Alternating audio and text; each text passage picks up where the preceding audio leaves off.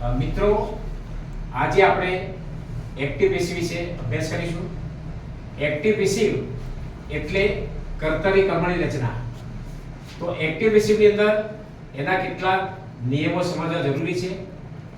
સૌપ્રથમ આપેલા વાક્યમાંથી કર્તાપદ, ક્રિયાપદ, કર્મ અને અન્ય શબ્દોને અલગ કરવાના છે.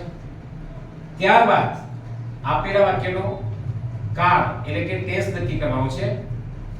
તે પછી વાક્યમાં જે ક્રિયાપદ છે એનું ભૂતકૃદન કરવાનું છે અને વાક્યના કાળ પ્રમાણે જે સૂત્ર છે એ સૂત્રનો ઉપયોગ કરી આપેલ વાક્યનો આપણે પેસિવ કરવાનું છે. પણ એક્ટિવ પેસિવ ની અંદર જો તમને ક્રિયાપદનું ભૂતકૃદન નહીં આવડે તો આ ટોપિક એ તમારા માટે હાર્ડ પડશે. તો સૌથી પહેલા આપણે એ ભૂતકૃદન શીખવા જરૂરી છે.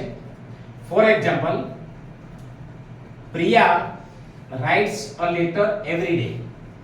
તો પ્રિયા શું કહેવાય? કર્તાપદ છે. અને રાઇટ્સ એ ક્રિયાપદ છે. અ લેટર શું છે?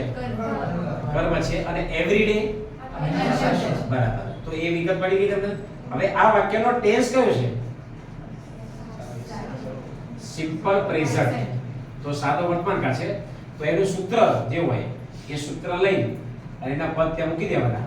તો સાદા વર્તમાનનું પેસિવ નું સૂત્ર છે કર્મ plus am is are plus V3 plus by plus કર્તાપદ પ્લસ અન્ય શબ્દ. તો આ રીતે આ ટોપિક વધારે વિગત આપણે આવતીકાલે જોઈશું.